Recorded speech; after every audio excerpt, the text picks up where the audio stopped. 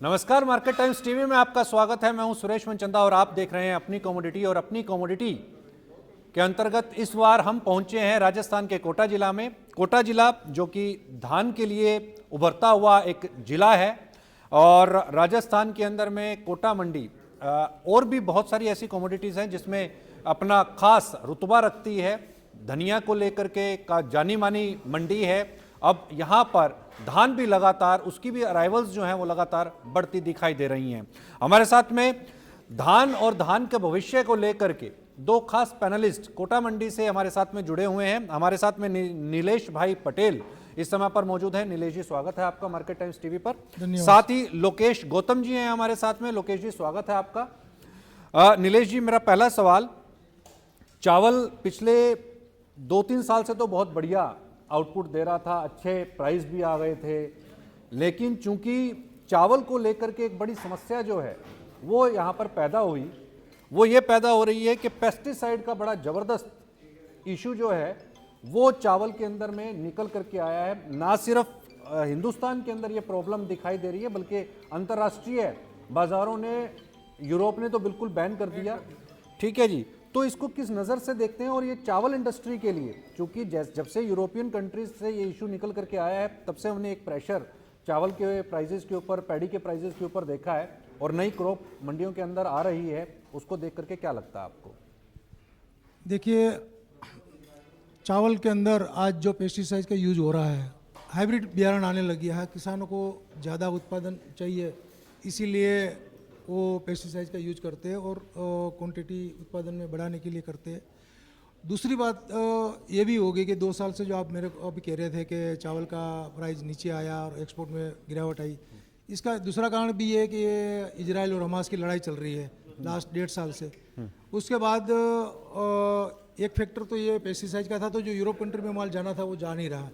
और जो बासमती चावल का सबसे ज़्यादा निर्यातक सऊदी था, more than Saudi country, दमाम, Riyadh, जेदा, दुबई, ईरान, इराक, इन सारी कंट्रियों में जाता था और वहाँ ये लड़ाई का इफेक्ट आया। ये 2 कारणों से चावल का प्राइस नीचे आया है और लास्ट 2 साल से ये चावल का मार्केट पीट गया है। लेकिन अभी क्या देखते हैं, क्योंकि इजराइल और हमास अब संधि हो गई, युद्ध संधि हो गई। युद्ध संधि में क्या हम ये माने कि ईरान भी अब कूल हो जाएगा, अमेरिका और ईरान के रिश्ते सुधरेंगे, एक बार फिर से जो ईरान का जो रास्ता है वो खुल जाएगा, सऊदी का जो रास्ता है वो खुल जाएगा, क्योंकि उसका भी इम्पैक्ट जो था युद्ध का हमास और इजराइल का वो हमने वहाँ पर देखा था।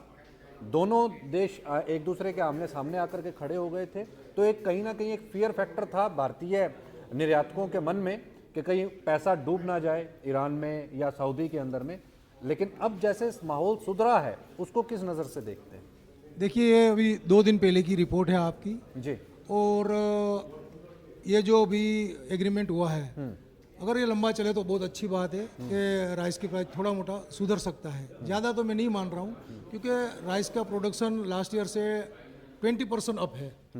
तो एक तो पैदावार ज़्यादा है और दूसरी तरफ राइस एक्सपोर्ट में प्रॉब्लम, ये लड़ाई चल रही थी और सबसे बड़ा इसमें फैक्टर ये था कि यहाँ से जो हम राइस एक्सपोर्ट करते थे उसमें इंश्योरेंस नहीं हो पा रहा था। इंश्योरेंस कंपनी अपना हाथ खींच लिया था। तो कोई पण एक्सपोर्टर बिना इंश्योरेंस किए हुए बड़े शिपमेंट एक्सपोर्ट के लिए तैयार नहीं है। और आज की डेट में भी, अभी ये लड़ाई का संधि होने के बाद भी आज भी इंश्योरेंस कंपनियां कोई इंश्योरेंस करने के लिए तैयार नहीं। फिर भी अभी 100-200 रुपये का करेक्शन आया है, बाजार अप हुआ है 100-200 रुपया। और ये लंबा टाइम मेरे को नहीं लग रहा है कि ये लंबा टाइम चलेगा, क्योंकि अभी तक का जो प्रोडक्शन था वो सारा स्टॉक में गया है, एक्सपोर्ट में गया ही नहीं है। आज मेरी हाड़ौती की बात देख लो तो यहाँ अभी 12 लाख कट्टे चावल का स्टॉक लग गया है इस अभी तक के, और भी 40% प्रोडक्शन आना बाकी है। तो ये स्टॉकिस्ट ने जो माल रखा है, लोएस्ट बाजार था, सबने ये सोचा कि भाई स्टॉक रख ले वे, पर इतना माल स्टॉक में जाने के बाद 30% माल ही, इतना अभी तक जो माल आया है इसमें से 20 से 30% माल ही एक्सपोर्ट हुआ है, बाकी सब माल स्टॉक में लगा हुआ। इसीलिए ज़्यादा उम्मीद एक्सपोर्ट की अभी नज़र नहीं आ रही। लोकेश जी, आपको क्या लगता है इस बार का जो पैडी है उसका बाजार आप कैसा देखते हो? क्योंकि भाव तो बॉटम में आ चुके, अब यहाँ से आपको क्या लगता है कि इससे और नीचे डिप मार सकते हैं या यहाँ से चढ़ती कला है? नीचे का चांस कम बन रहा है, ऊपर ही जाना चाहिए। उम्मीद भी यही है सभी लोगों को। व्यापारी 2 साल से हताश है, धान में काफ़ी पैसे खो चुके हैं। किसान भाई भी नाराज है इस चीज़ से, क्योंकि उनकी मूल लागत भी नहीं निकल रही इन भावों में। बड़ी समस्या आ रही है किसानों को, और हम उम्मीद यही करते हैं कि बाजार तेज़ी की ओर रहे, आगे भी इनकी डिमांड रहे, तो अब किसानों को हर्ष उल्लास रहे, व्यापारियों को भी हर्ष उल्लास रहे।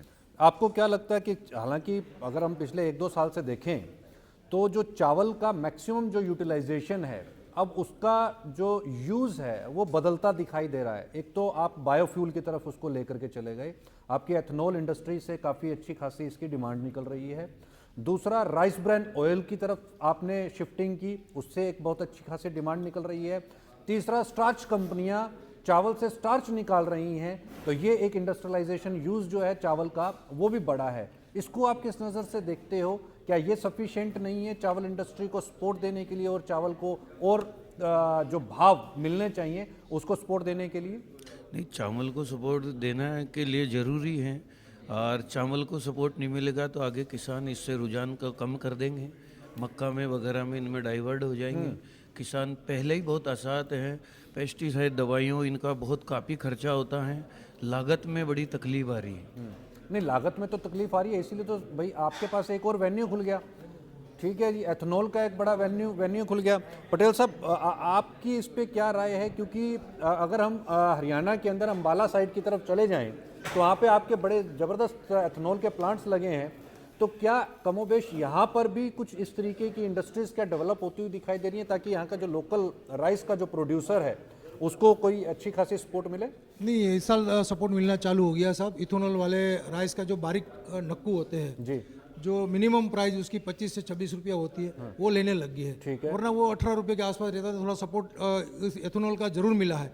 मक्का और ये इथेनॉल के प्लांट भी हमारे हड़ौती में लगने चालू हो गए हैं। इससे ये मान रहे हैं कि इससे ज़्यादा नीचे बाजार नहीं जाएगा, बाजार यहाँ स्टेबल रहेगा, या इससे अब 100-200 रुपया अब जा सकता है, बाकी इससे नीचे जाने की उम्मीद नहीं, क्योंकि इथेनॉल के प्लांट यहाँ हड़ौती में भी अब लगने लग गए हैं और इससे सपोर्ट अच्छा है। अच्छा, कितने प्लांट यहाँ आपके कोटा रीजन के बीच के अंदर अभी तो 2 लगे हैं और 2 प्लांट का और आने की उम्मीद उम्मीद है, चल तो रही इससे है। और ज़्यादा डिमांड जो है वो निकलेगी। वो क्या, इथेनॉल का प्लांट का एक जोन डिक्लेयर किया, मेरा यहाँ तालेड़ा का एरिया है, उसको एक जोन डिक्लेयर किया इथेनॉल प्लांट के लिए, तो वो इस एरिया में ये प्लांट लग सके। राइस ब्रांड का प्लांट भी यहाँ अभी चालू हो गया है।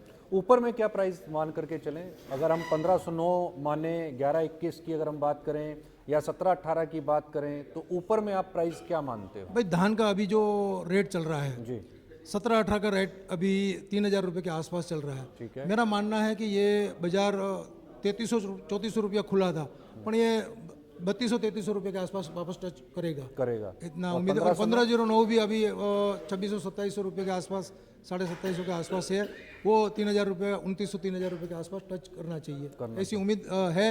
और ये अगर हमास का युद्ध और ये समझौता बरकरार रहता है तो, वरना इसमें इतना सपोर्ट नहीं मिल पाएगा। नहीं तो और करेक्शन आ सकती नहीं, है? वहीं पे स्थिर रहेगा बाजार, वहीं पे ज़्यादा नीचे भी नहीं जाएगा, पर अब तो जाने का, तो स्टॉक इतना हो गया ना, तो ज़्यादा उम्मीद नहीं लग रही कि भाई अगर लड़ाई रुक गई तो एक्सपोर्ट सऊदी का खुलेगा थोड़ा, तो बाजार को सपोर्ट मिलेगा, तो 100-200 रुपया आप। अभी एक और भी जो समस्या ताजी दिखाई दी है, अर्जेंटीना में भी आपका माल रुक गया है और बहुत सारे कंटेनर्स वहाँ पे फंसे हुए हैं, क्या इस बात की कोई जानकारी है आपको? नहीं, बिल्कुल मेरे को जानकारी है। अर्जेंटीना में बहुत सारे शिपमेंट वहाँ कंटेनर रुक गए है। इसका बहुत सा एक इफेक्ट ये आ रहा है कि ये स्थिरता नहीं है मार्केट के अंदर। ये पेस्टिसाइड का प्रॉब्लम आ रहा है, उस चक्कर में भी ये प्रॉब्लम आ रही है। दूसरा ये है कि अभी वहाँ जो माल गया है, उस माल के जो क्वालिटी यहाँ से जानी चाहिए थी, वो क्वालिटी फिलफुल नहीं हो पा रही है, इसीलिए वो माल रुका हुआ पड़ा है। नहीं, वो क्वालिटी क्या उसके अंदर में आप भारतीय निर्यातकों का दोष मानते हैं, पॉलिसीज का दोष मानते हैं, या अर्जेंटीना ने उस माल को क्यों रोका, स्पेसिफिकेशंस कहाँ पर गड़बड़ा गई, क्या लगता है कहाँ पे ये जो फॉल है वो आया? देखो, हर साल लास्ट ईयर के कंपेरेटिव में उसने माल लिया था। इस साल पेस्टिसाइड का थोड़ा यूज और ज़्यादा बढ़ता ही जा रहा है, हर साल बढ़ता ही जा रहा है, और वो उम्मीद नहीं थी उन लोगों को भी, और यहाँ के एक्सपोर्टर को भी उम्मीद नहीं थी कितना पेस्टिसाइड इसमें आएगा क्या, तो उस वजह से थोड़ा ये प्रॉब्लम आई। जी। बहुत बहुत तो शुक्रिया आप दोनों ही खास मेहमानों का चर्चा के अंदर में शामिल होने के लिए। और बड़ी ही बेबाकी के साथ में पटेल साहब ने बताया कि एथेनॉल जो प्लांट्स हैं उससे कहीं ना कहीं एक सपोर्ट मिल रहा है चावल की इंडस्ट्री को, ये एक बड़ा फैक्टर है। दूसरा, यहाँ से ये लगभग चावल और पैडी का जो बॉटम प्राइस है कमोबेश वहीं पर उसी के आसपास ही ये ट्रेड हो रहा है। यहाँ से बल्कि 100-200 रुपये बाजार सुधर सकता है। जो 3300 रुपये पैडी बिक रही थी, जो आज 3000 रुपये पर आ गई, वो एक बार फिर से हो सकता है 3100 रुपये 3200 रुपये के आसपास में चली जाए और बाजार यहाँ पर सुधरते हुए दिखाई दे सकते हैं। और दूसरी सबसे बड़ी बात, अंतर्राष्ट्रीय जिस तरीके से सिनेरियो बदल रहे हैं, जो बड़ी खबर इजराइल और हमास से निकल करके आई युद्ध संधि को लेकर के, उससे ईरान और सऊदी अरेबिया, इन बाजारों के ऊपर भी कहीं ना कहीं इफेक्ट आता हुआ दिखाई देगा, क्योंकि वो डायरेक्टली और इनडायरेक्टली दोनों ही तरीकों से उस युद्ध के साथ में जुड़े हुए थे। तो वहां पर भी एक इम्पैक्ट जरूर दिखाई देगा, उसका भी एक प्रभाव आता हुआ दिखाई देगा निश्चित तौर के ऊपर पर। अंतर्राष्ट्रीय बाजारों से मांग सुधर सकती है और प्राइजेस के अंदर में एक बार फिर से सुधार देखने को मिल सकते हैं। कहीं मत जाइए, मार्केट टाइम्स टीवी पर खबरों का सिलसिला जारी।